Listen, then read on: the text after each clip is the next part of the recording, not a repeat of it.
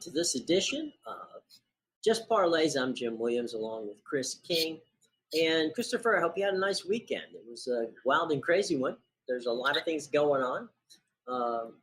We don't have yet, but we might have to go on suicide watch for Scott Steen because of what happened with his Chiefs. But, things happen, and, that's why the Bengals, who know, right? I mean, they've won 3 games that by all rights they shouldn't have. And, they're dealing the hot hand right now. So what are you going to do, right? Well, let's be honest, the Chiefs, for as well as they played down the stretch last week against Buffalo, they imploded in key moments in this game. You look right before the half, they had the ball first and goal at the 1. They tried to get greedy and go for a touchdown. It backfired. And after that, they went into a tailspin in the second half. They didn't do much of anything offensively until that last drive. And then they get inside the 5-yard line. They run the ball once. They get sacked on 2 consecutive plays, nearly lose the ball and fumble, and have to kick a field goal to tie the game up at the end of regulation. And then they win the coin toss, and everybody's thinking, well, here we go, the same thing as last week. And Mahomes throws an interception, and Cincinnati goes on the field and kicks field goal. But, the Chiefs don't have anybody to blame but themselves for the way they played the last minute or so of the first half on throughout the rest of the game. And, Mahomes came out and owned it. I mean, he didn't try to say anything other than, they came out, they scored 21 points in the first half, and then they were MIA for the second half. So, it seemed like they got flummoxed by a 3-1 defense. Like, all of a sudden, that was some new thing. Well, the one thing that Cincinnati did was they made adjustments, and they said, okay, they wanted to weather the storm in the first half. They started talking about the adjustments, from what I understand, in the second quarter. They decided to make slight adjustments in the second quarter, then throw this entirely new thing at them in the third quarter. And it seems to, as you said, a bit of a flummox situation for Patrick Mahomes, who was making throws that in the second half that were very un-Mahomian. They didn't look right. And I'm not saying he was injured or whatever. It had to be, a part of it was a defense he hadn't seen. And you have to give Cincinnati a little bit of credit because, at the end of the day, they've walked away with 3 wins, and it just, you can't luck into 3 wins. It just doesn't work that way. Well, and also Kansas City defensively, where's the pass rush? That Cincinnati offensive line was 31st in the regular season in pass block win rate. We saw Burrow get dumped 9 times by Tennessee. Right. He got 4 or 5 times by the Raiders, and the Chiefs sacked him once. Whoops. Yeah. I don't know. It was a very weird game. The game at the Rams and the 49ers, they played the kind of game that they wanted to play. It was a very ugly, messy, sloppy, game. And the Rams had just enough with Cooper Kupp down the stretch to pull that one out. Or we could have had 2. There too. They got help because Jaquiski Tartt dropped that interception that hit him in the hands. Yes. That could have completely turned the game around right there. For sure. Yeah. And San Francisco never really established a run game for the majority of that contest, and that's their bread and butter. You look at the half, they had, 20-some yards on the ground. Right. They were trying to rely on Garoppolo throwing the ball, and as we know, that hasn't really been their stock and trade. Yeah. Yeah, it hasn't been a penchant for success if you're the 49ers. Yeah, and, Jimmy G, who is not going to be there next year, we know that, will be doing that for somebody else. And we'll find out who that is. There are a number of teams that need quarterbacks. In fairness to Jimmy G, he had a bad thumb. He had a quad pull in his right side, and he had his shoulder on his on his throwing side was hurt. So, but that all being said, he did make a really silly mistake there toward the end of the game when he tossed the ball which ended up being intercepted. But well, and that's just like he did against Endless. Remember that he had that forced that overthrow that got picked off, put the Cowboys back in the game. Yeah.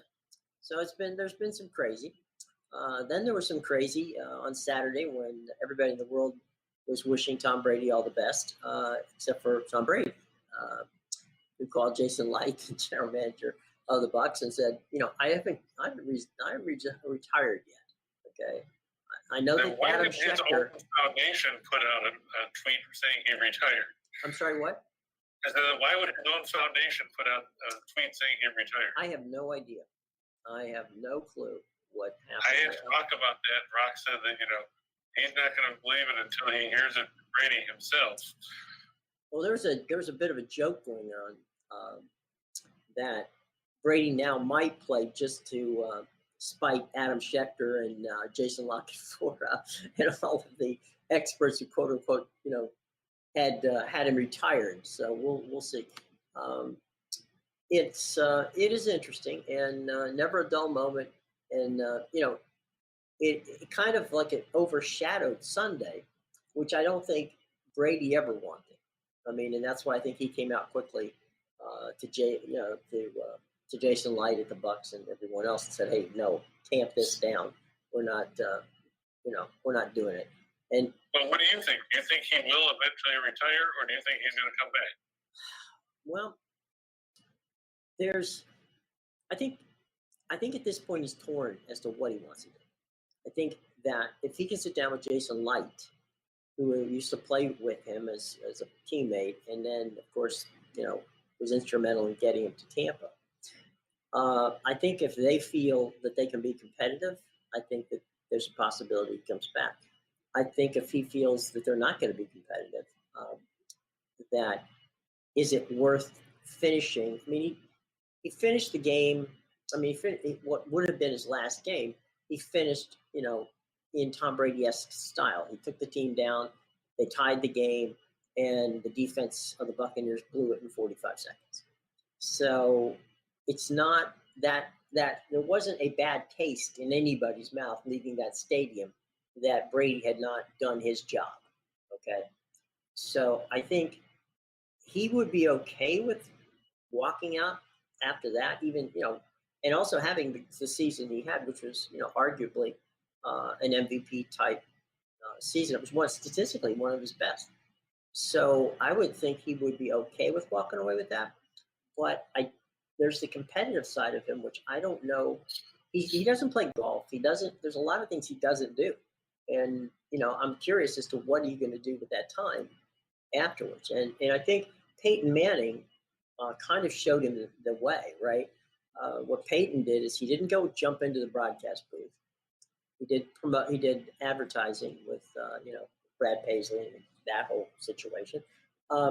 He also is now involved in an attempt to buy the Broncos. And I actually wrote a column yesterday saying that I thought it'd be wise for the Glazers, not that I'm spending their money, that it'd be wise for them to offer him a stake in the team and offer him the CEO of, and he and Jason could work together and build the team, because he's going to live in Florida anyway. That would give him an opportunity to stay in football at the highest possible, area. So whether that's, in the cards, I don't know. I truly don't. But I do think that at the end of the day, it's going to be decided by him, and it will be announced by him. And I expect that any announcement that he's going to do is going to come after the Super Bowl. I don't expect him to show up at 4 o'clock this afternoon and say I'm retiring. So now, if he leaves, does Arians follow suit? Arians has already said that he will coach this year. It's the last year of his contract. So I think Bruce will do that. I think that if he were to leave, if Bruce were to leave, then of course I believe that either Byron Leftwich or Todd Bowles would get the head coaching job in Tampa Bay. One of the two of them will get it.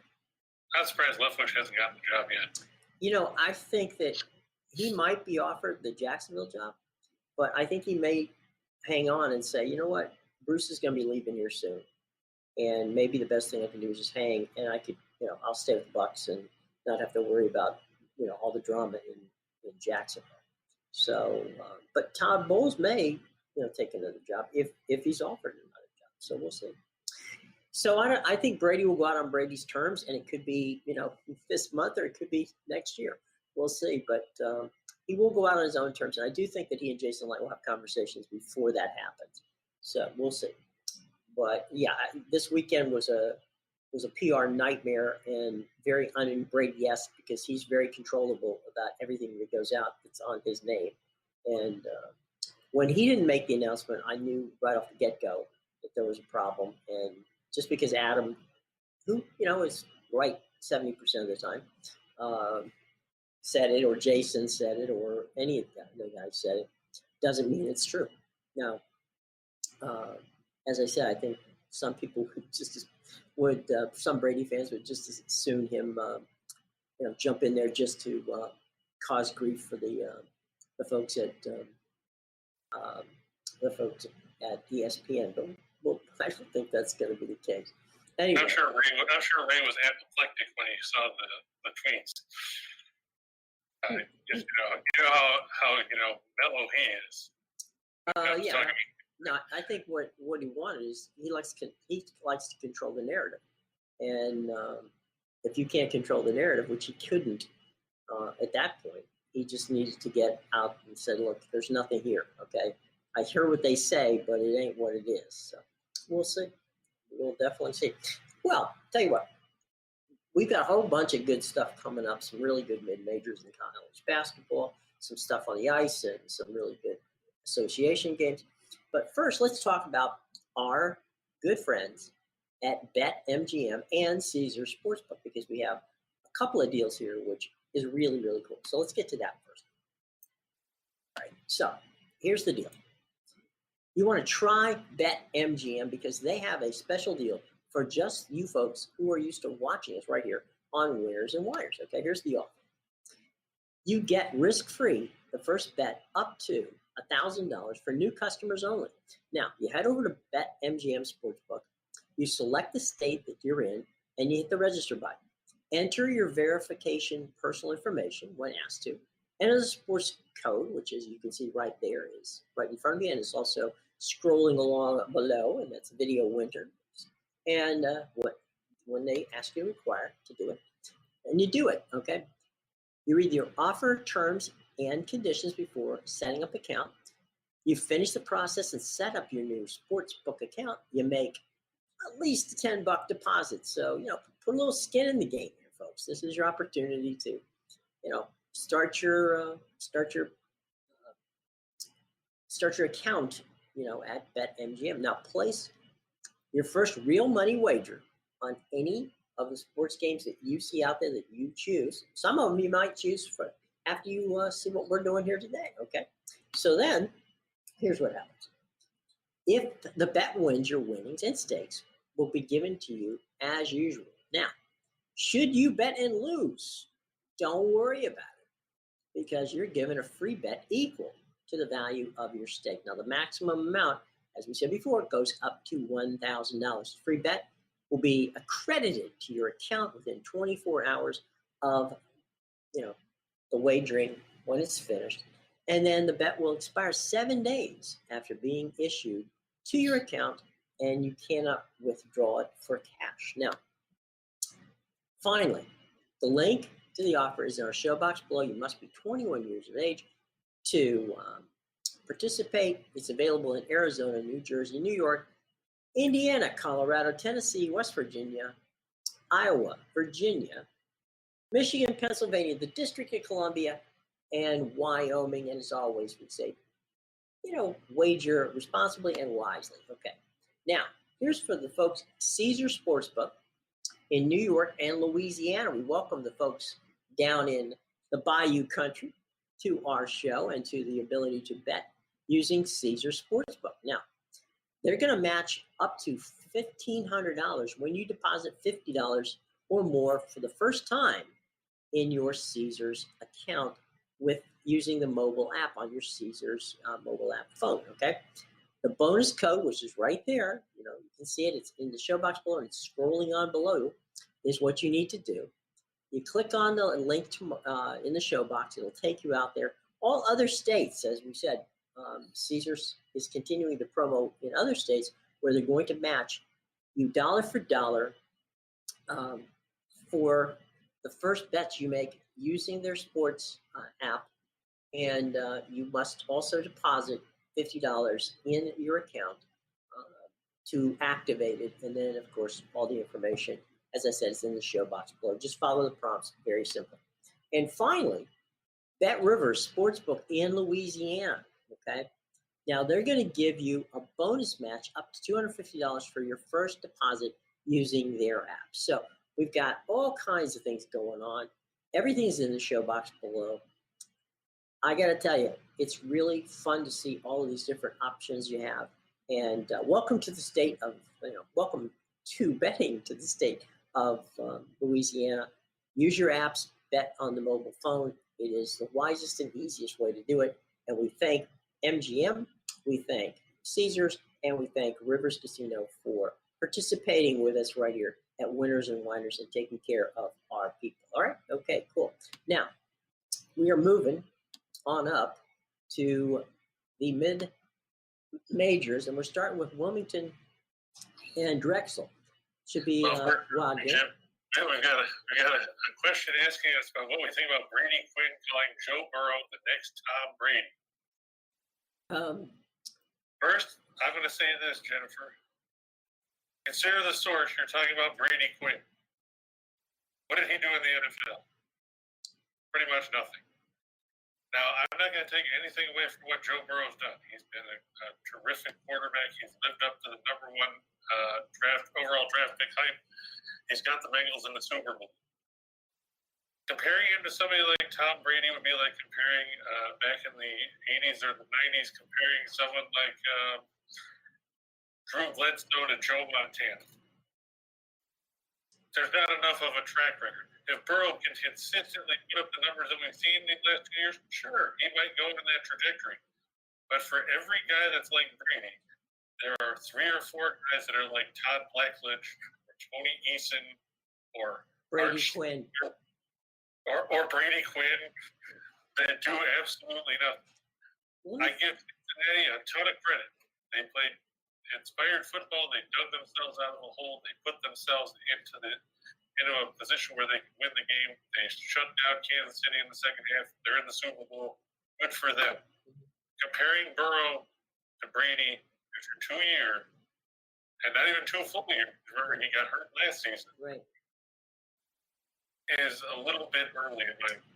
Here's what I would say about that, okay? We all love Dan Marino. Dan was arguably as good a quarterback as ever. Dan Marino. What? That's what I find. You don't have to love Dan Marino. I love Dan Marino. Fair enough. But my point is this.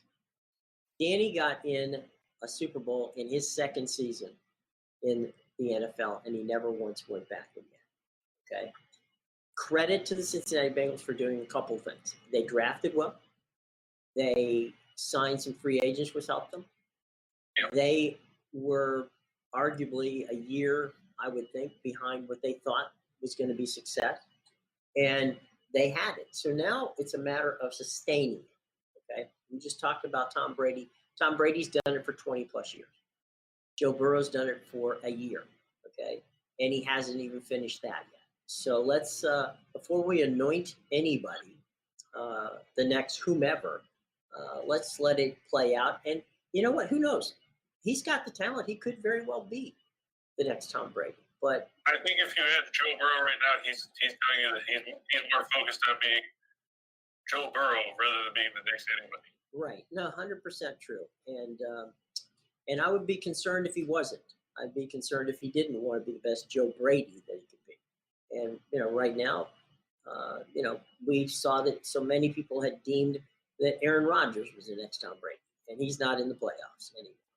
And we had Patrick Mahomes was the next Tom Brady, and he's not there either. And then Tom Brady was the next Tom Brady. He's not there either. So, we got Matthew Stafford and we got Joe Burrows, okay?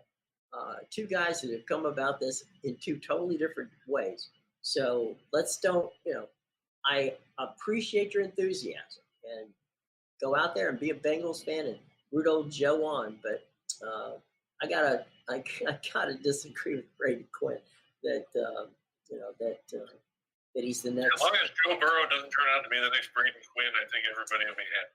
Yeah, well, as long as he can consistently win in Cincinnati, which it looks like he's going to be able to do. Remember that Cincinnati still has plenty of draft picks and cap money, so they can make that franchise a whole lot better. And that's the scary part if you're in the AFC North, because there's so much indecision of what's going on in Cleveland, Pittsburgh, and Baltimore. Stability in Cincinnati, which is not a phrase that you would heard very much just recently. I don't think Mike Brown would have thought they were going to be in the Super Bowl, but there they are, and they deserved to get there. They right, and you think about Mike Brown when they when Steve Young signed with the Los Angeles Express and the USFL, and they went and Steinberg told them the offer that the Express gave to Steve Young, and asked if they could match it. He said, "Yeah, as soon as they strike oil under Smitty Field, right, the practice field that the Bengals played at." I mean, that just shows you the lack of, like you said, the lack of stability that franchise has had. I mean, the first time they've been to the Super Bowl, they lost in January of 1989, right, after the 88 season, when Montana led that drive down 92 yards in a couple minutes to hit John Taylor. In a frozen Pontiac, Michigan. Right. In the amazing dome up there, which I spent way too much time in. All right, so we got UNC Wilmington, the Seahawks, over the Dragons of Drexel, and this game's being played in Wilmington. Right, Drexel's 9-9 this year, and the Seahawks are 14-5, and they've been on a tear of late. They're 8-1 at home. Drexel's 3-5 on the road. Like I said, UNC Wilmington, they've won 11 in a row. They swept Northeastern this weekend. Or last week, winning on the road 74-68, and followed that up with a 67-62 home win. Then Saturday, they went and took down Hofstra 78-72. They're 8-0 with the CAA. Kyo Siddle's done a really good job with that team. Drexel, they've been up and down. They're coming in off a 66-62 road loss to Towson. That dropped to 9-9. They're 4-4 in the conference. They do have a great point guard that nobody ever talks about, in Cameron Winter. Winter can make things difficult.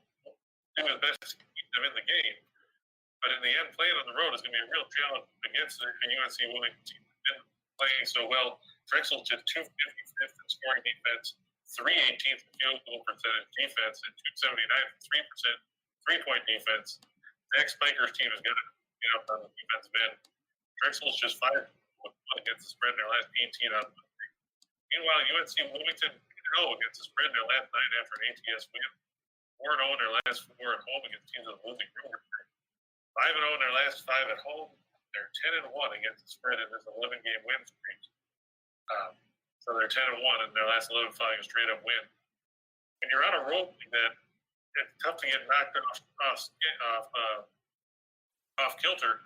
And Drexel, with their road struggles, you have to go to the SU and make it 12 straight wins and improve to 15-5. It's hard to believe that it was 3-5 earlier this season.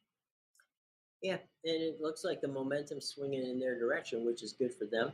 And, right now, if you're going to make a play for the tournament, you better start winning and stacking up those wins. So exactly. If the Seahawks hope to make it to the that's a one-bid league probably. So you're hoping. That's the problem in LA, and you all talked about it the other day about how there's so many of these leagues that are bid leagues and good teams that don't get in because they don't win the conference tournament. It makes it difficult because you get 7 or 8 teams from these lower conferences where the team is barely 500 in conference play or 10 or whatever in conference play. And these teams, play well, get left out. Mm-hmm. And it's a shame, but unfortunately, that's what happens. Let's move on to our next game on the list today, and that's going to take us out west, my friends, to the coast where Santa Clara, who have been good to us as of late, are playing the Pacific Tigers. Who've also been good to us, but they just keep losing. Right. They've been our favorite fade team. Yeah. But he's the coach out there at Santa Clara. Now the Broncos 13-8. They're coming off a tough 88-85 road loss to San Francisco. And let me tell you, the Dons have played some good basketball. Mm-hmm. And you look at the West Coast Conference, you have to think that's normally a one-bid league, maybe a two-bid league in BYU or somebody. Right. You look right now, and you've got Gonzaga 17-2, St. Mary's at 17-4, BYU at 17-6, San Francisco 17-5. So you've got 4 teams out there with 17 wins, and they're probably not all going to make the tournament. Well, you're going to end up with 4 teams easy with 20 wins. Right, and then you've got Santa Clara and San Diego both in 13. Right. They're both, 4 or 5 games above 500. So, I mean, you're looking at some good basketball out there, but the problem is they're not going to be enough spots for all these teams. And, what happens sometimes in that case, and you've seen it, we all seen it, that one team will get hot in the tournament, in the conference tournament. They'll end up winning it, and it may not be one of the top 17 winning teams. It might be one of these 13 win teams, like Santa Clara. They win the tournament. They get the automatic bid, and then you've got Gonzaga. Clearly, is going to get the at-large bid. So they're probably going to be a 2-team in there, but you got to hope that it's somebody beating Gonzaga, because Gonzaga otherwise is going to win that tournament, that conference tournament, get the automatic, and then it's going to be everybody and their grandmother trying to get that final second slot.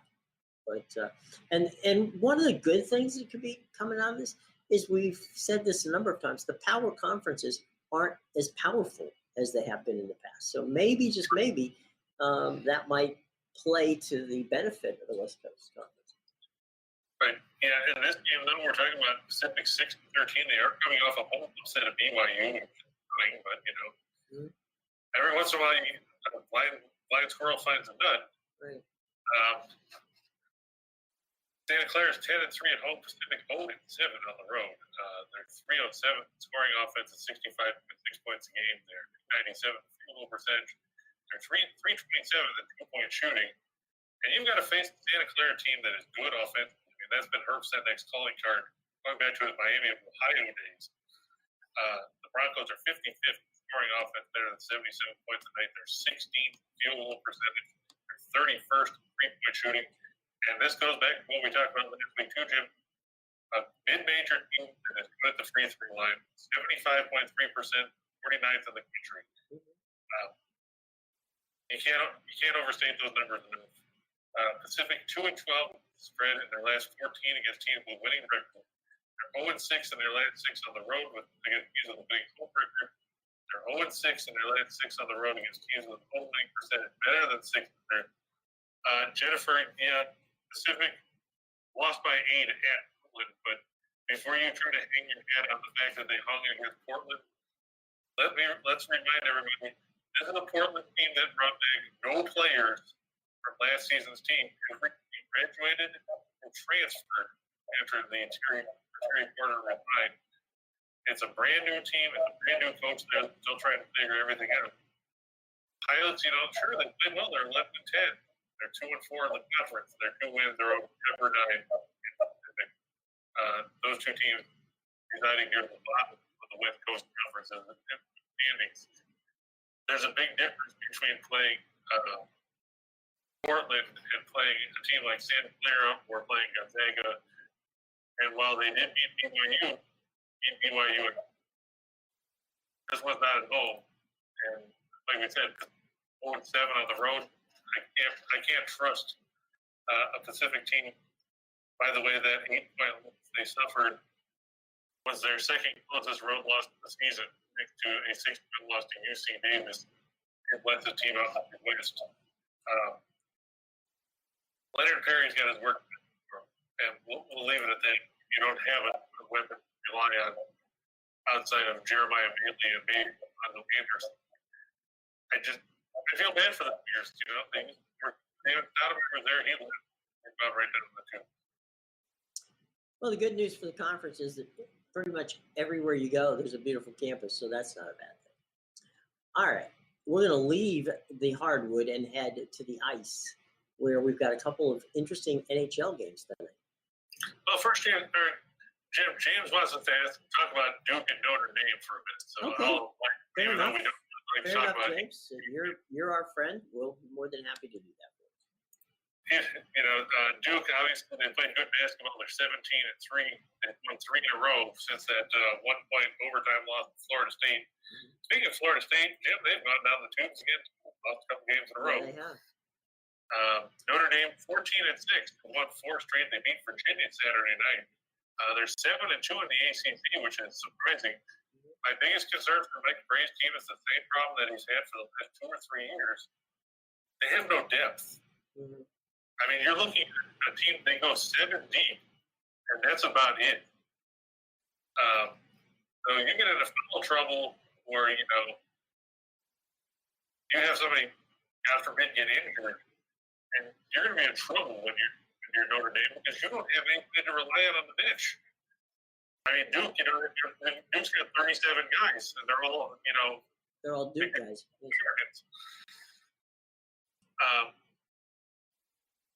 And as much as Notre Dame played good basketball of late, I don't like the chances this year. Even being in home, I know Duke hasn't been much on the road. They're just 2 as a road team this year. But Notre Dame's got to contend with the 10th in the nation in scoring offense and 11th in field goal percentage. The depth, Trevor Keels, I know he's questionable today with a injury. He's missed the first 3 games. But you're talking about missing one guy. They still got Paulo Banchero, who he figured that basketball is a 2.5 game because earlier in the season he'd scored 20 in the first half and scored 1 in the second. But it comes down to the fact that Duke has depth. Notre Dame doesn't. And I feel bad for them if, Atkinson or Wesley or Prentice don't get foul trouble because then you go to what? There's pretty much nothing. When you run a 7-man rotation, you're setting yourself up for failure because you're going to burn those guys out. Mm-hmm. Well, James, in your honor, what we want people to do is smash the like button and hit the subscribe button, okay? And hope, and the other thing with Duke is it's the farewell tour for Krzyzewski. So that's kind of a, if there's an intangible there, that might be the intangible. I give Notre Dame credit that they're only a 5-point underdog in this game. Yeah. With a 7-man rotation, you could be blown out of the gym in a hurry, and then when you don't even have anybody to put in, chew up minutes. Right, makes it even tougher. All right, they're the water boy. Yeah, exactly. Let's go to the ice. Speaking of water, let's move on to frozen water. And there we got the Panthers and the Blue Jackets, and that is a huge number. It is. It's in Columbus, which doesn't help matters any. Just imagine what this number would have been in Florida. Been a run of really high numbers around the league. I saw Colorado went off at minus 550 yesterday against Buffalo. We've saw them go off at a minus 600 or so against Arizona. This one went up from what it was. It was at about 240 last night. It's gone to 310. That's why I put the puck line in there, minus 1.5 and minus 120. Florida's 31-9-5. Everybody's happy if you're a Florida fan. I'm personally not, but that's okay.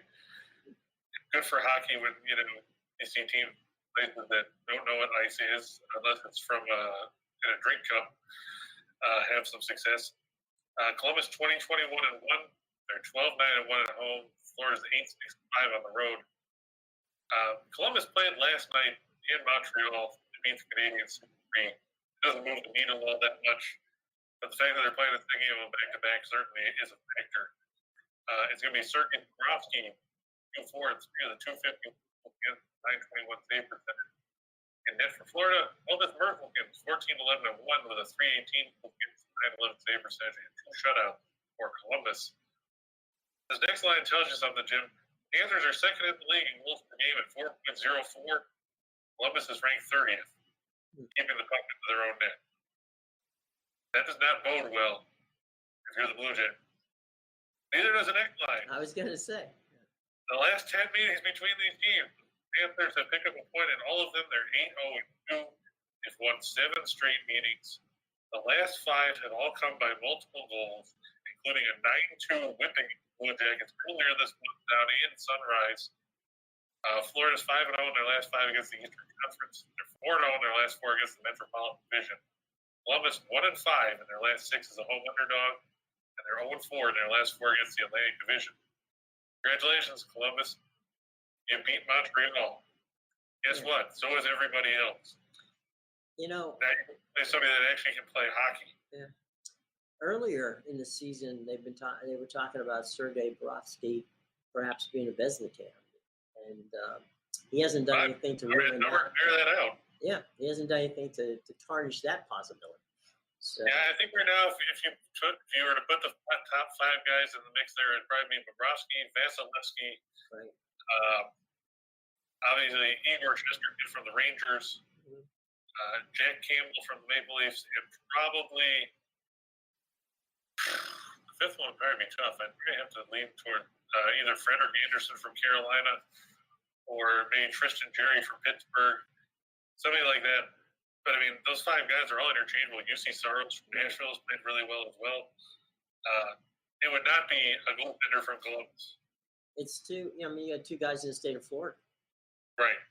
So, that's weird. All right, let's move on. Goodbye, Columbus. We're moving on. We'll move north of the border. We'll go to Ottawa. The Edmonton Oilers, Connor McDavid, Leon Draisaitl, and the guys on the road as they head to Ottawa to face the Senators at the Canadian Tire Center. Edmonton 22-16-2, Ottawa 13-21-4. Ottawa struggled at home. They're 6-11-1. Edmonton 10-8-2 on the road. Of course, Ottawa took a big blow this past week when their All-Star nominee Drake Batherson was injured when he was crop-kicked by the Buffalo goaltender Aaron Dell, who then was suspended for 3 games. That's something you don't see very often. The Oilers 10th in the league in goals per game at 3.3. Ottawa's 22nd at 2.76. It's supposed to be Mikko Koskinen, 15-8-1 with a 318 goals against and 900 save percentage for Edmonton. We'll face Ottawa's Matt Murray, 3-6-2 with a 294 goals against and a 906 save percentage. Edmonton, after that long skid where they couldn't beat anybody, has won 4 in a row.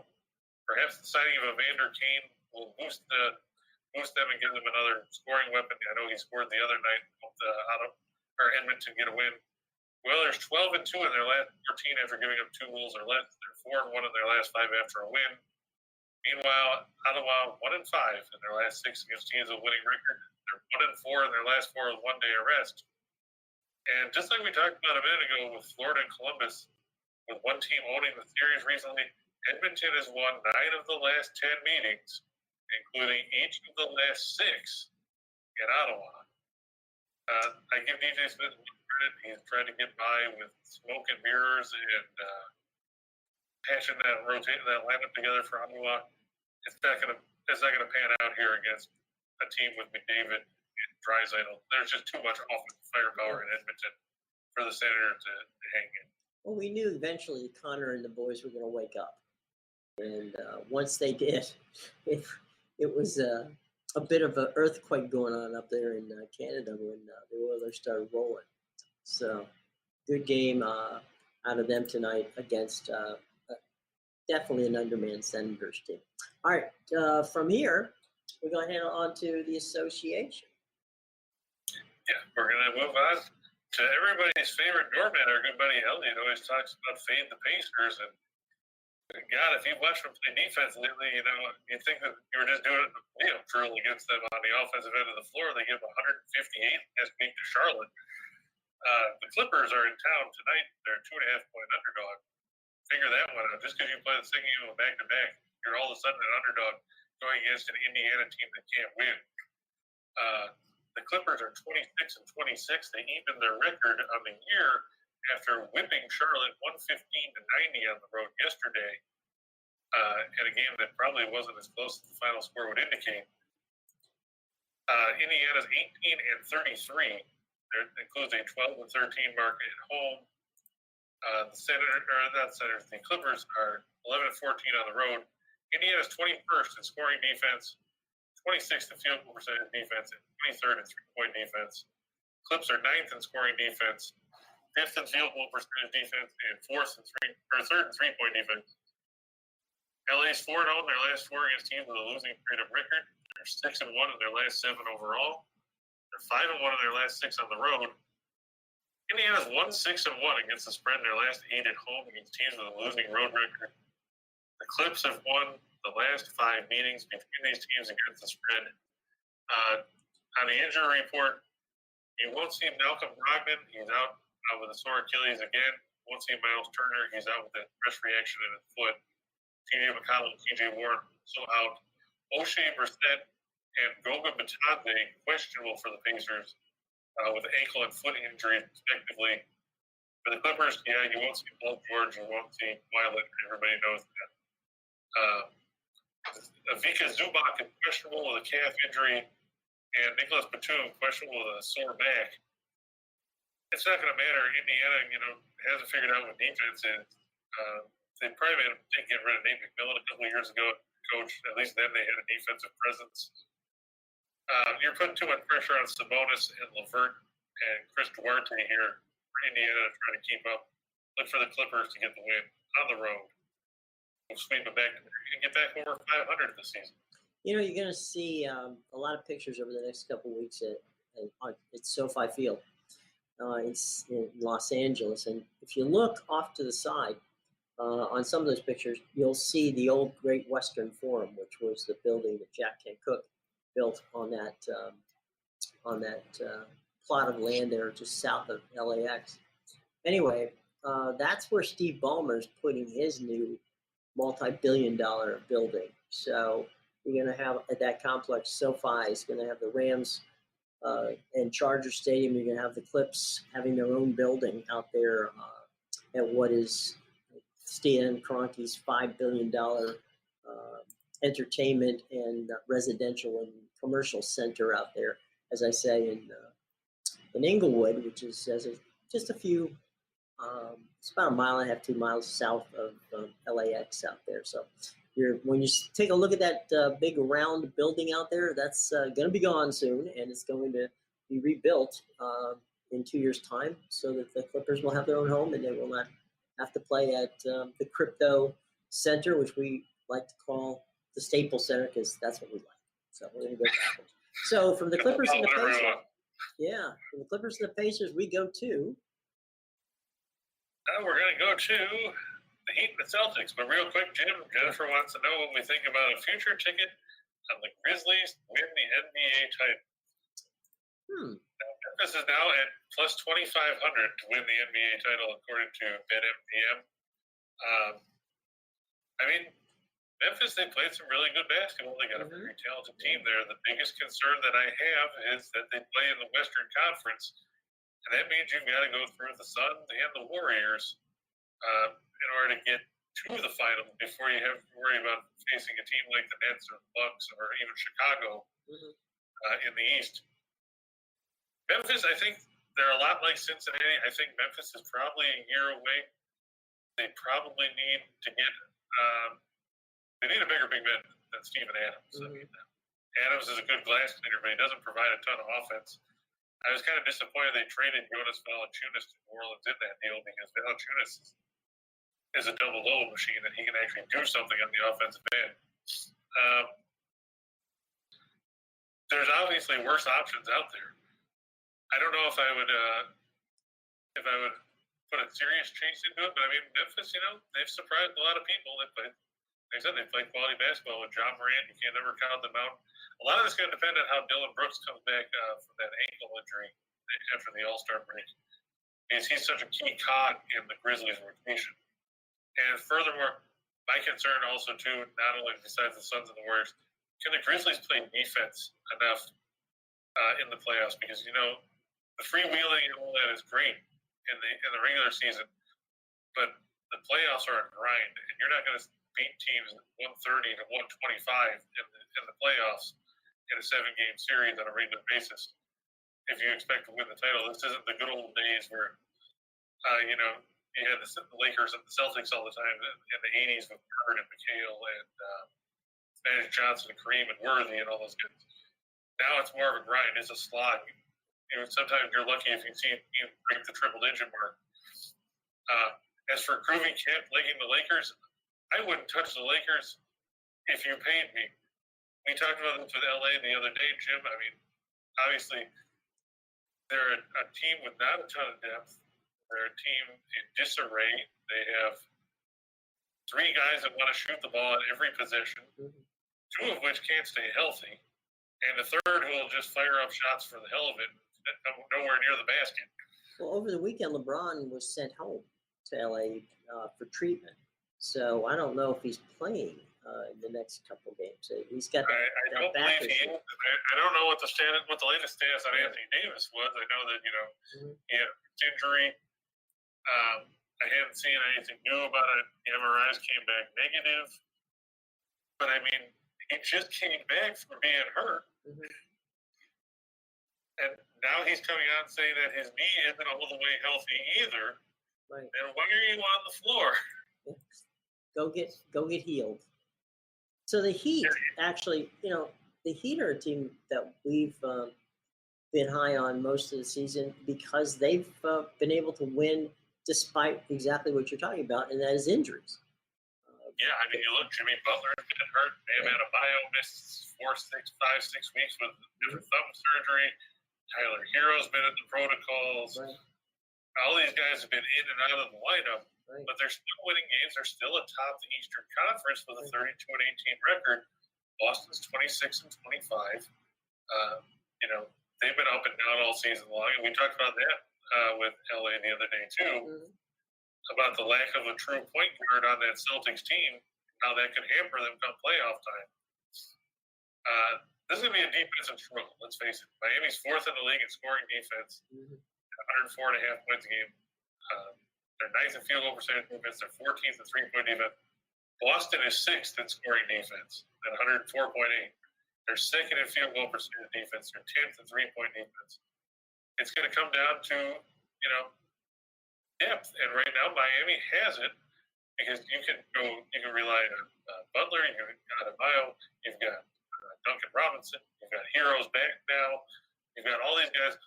The other day, Boston beat New Orleans 107-97, and 69 of their points came from the combination of Jason Tatum and Jaylen Brown.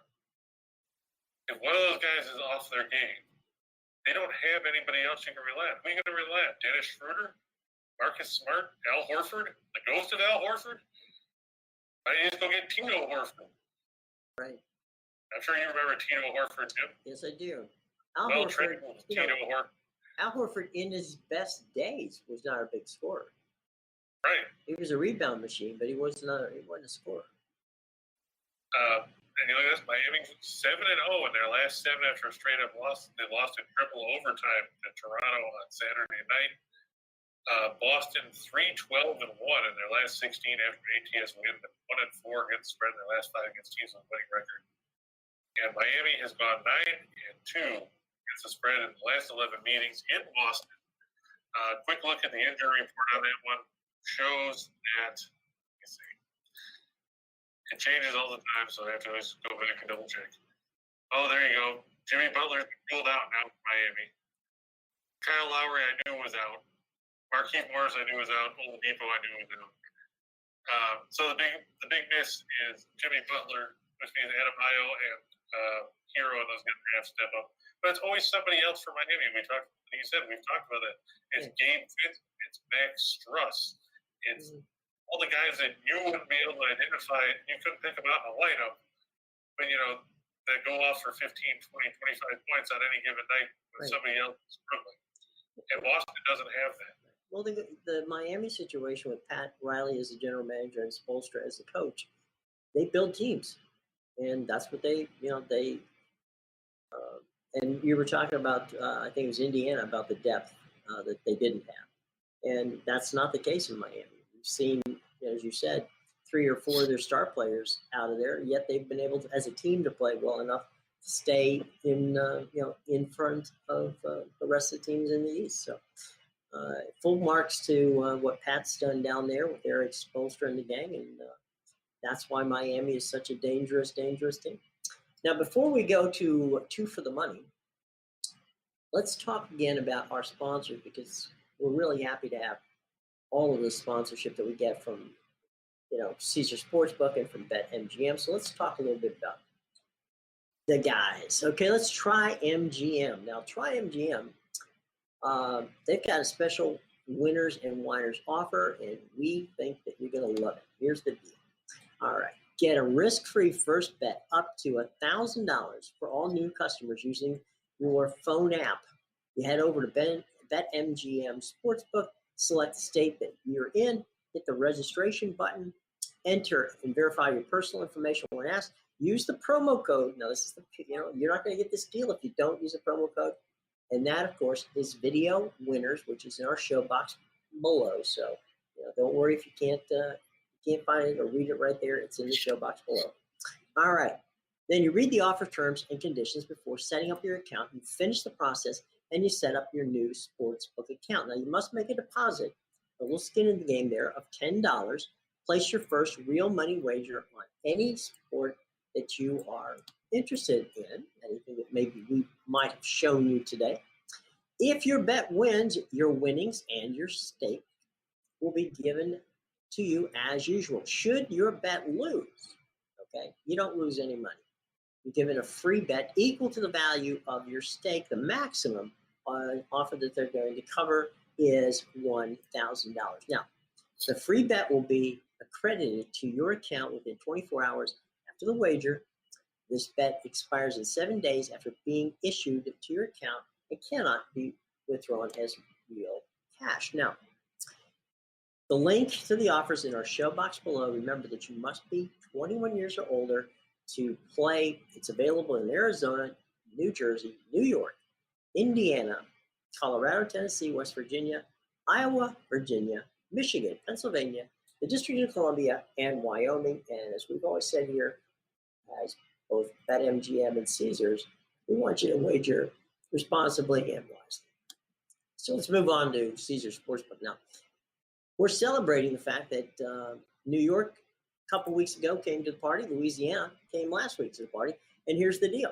They're going to match up to $1,500 when you deposit $50 or more in your first account using this the Caesars Sportsbook app on your phone. The bonus number and name is right there. It's going to be in our show box below. And so is the link. Now, all other states, you're going to get an opportunity to have a bet up to $1,001 matched. So check the locations in the show box and understand that you have to put $50 into the to your deposit for the first time. Again, this is all for first-time bettors. And don't forget to use the bonus code to get your deal with Caesar Sportsbook. Now, one last note, and that is this one. Bet Rivers is a sportsbook in Louisiana. We welcome the state of Louisiana to the gaming business. And this is, again, using your Bet Rivers sports account on your phone. They're going to give you a bonus match up to $250 for your first deposit using their online app. Again, you must be 21 or older on all of these deals. And as we always say here, bet responsibly and be very cautious. Make sure that you know what you're doing before you get involved. Okay? All right, cool. Now, we're going to go from there to, how about two for the money? And here we go. Yeah, like I said, Florida, I just put up the money line just so people can see how bad it is. I try to avoid the numbers like that. That's why I put the puck line up, because it's a little more palatable for you. But I think the Panthers should have no problem beating Columbus, going to 9-0-2 in the last 11 meetings, winning their 8th in a row in that series. The Hawks -2 over the Raptors. Toronto has not really impressed anyone on the road. Atlanta's been on a roll. They've won 7 in a row. DeAndre Hunter probable tonight. Trae Young questionable with a shoulder contusion. We won't see Kem Birch for Toronto. He still has that broken nose. Goran Dragic hasn't been with the team since November. I don't even know why they list him on the injury report anymore. He's obviously, a non-factor. On the ice, our good buddy Bruce Boudreau, Canucks go on the road to the Windy City to face the Blackhawks. Vancouver's finally healthy again. They'll have Thatcher Demko back between the pipes tonight after having to slog through their third and fourth string goaltenders the last few games. I like them to get the road win over a Blackhawks team that struggles to score, apparently, unless they're playing Detroit. Speaking of Detroit, I had the entertaining time of watching the third period of their game against the Maple Leafs the other night, watching the Red Wings turn a 4-2 lead into a 7-4 loss by giving up 5 third-period goals. Always an entertaining time at the Little Caesars Arena. I'm sure Mickey Redmond didn't have a good time on doing the color commentary, but that's not my fault. And UNC Wilmington, -1.5 for Drexel. We said Seahawks are on a roll with 11 straight wins. Drexel's down. I'm sorry. No, I was going to say I look for the Seahawks to win and make it 12 straight. There you go. All right, so we've had two for the money. Let's go 4 for the show. All right, we've got Golden State over Houston. Anybody have any questions about that? Next one, Santa Clara. Yeah, Santa Clara over Pacific. Like we said, the Tigers 0-7 on the road. I like Santa Clara's basketball. They play good offense. Sendek's team is motivated. They want to bounce back from that tough loss to San Francisco on the road. Pacific got a win over BYU, but it came to Pacific. Let me see the Tigers do something on the road, and maybe I won't put them in this spot. But as it stands, I'm going to take the Broncos. We said Edmonton has won 9 of the last 10 meetings over Ottawa, including the last 6 in Ottawa. Connor McDavid and Draisaitl, they've won 4 in a row. Look for them to make it 5 as they roll past the Sens here. And finally, Iowa on the road at Penn State at the Bryce Jordan Center at University Park. Look for Keegan Murray to have a big game for the Hawkeyes. Penn State struggles and comes up with a loss. Jennifer, the business win over Cleveland was a fluke. Let's face it, Detroit is not a good basketball team. I'm not going to mince any words. For Cade Cunningham to post a triple-double after he had no points in the first half is one of those things that you're not going to see on a regular basis. I think also, the fact that Cleveland will play the front half go back-to-back because they played New Orleans tonight.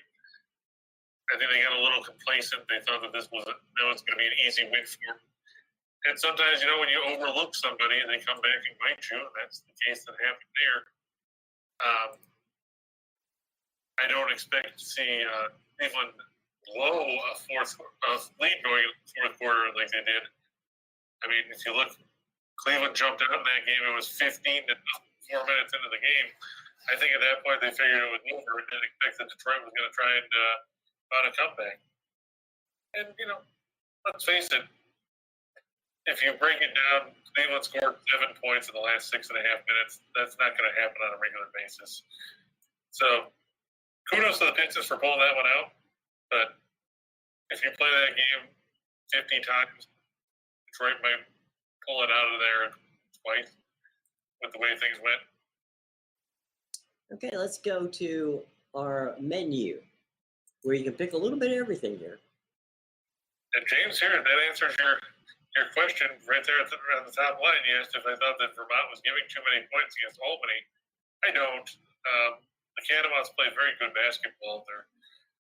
They're underrated because nobody ever talks about the American East Conference unless you're us, because everybody else just is like, what's the American East Conference? But John Becker, he's done a good job up there again in Burlington. The Catamounts have won 9 in a row. They're coming off a 13-point win over Maine. They're 7-0 in the American East. They've beaten pretty much everybody by double figures of late. You look at their last wins. Their last single-digit win was a 5-point win over Brown on December 10th on the road.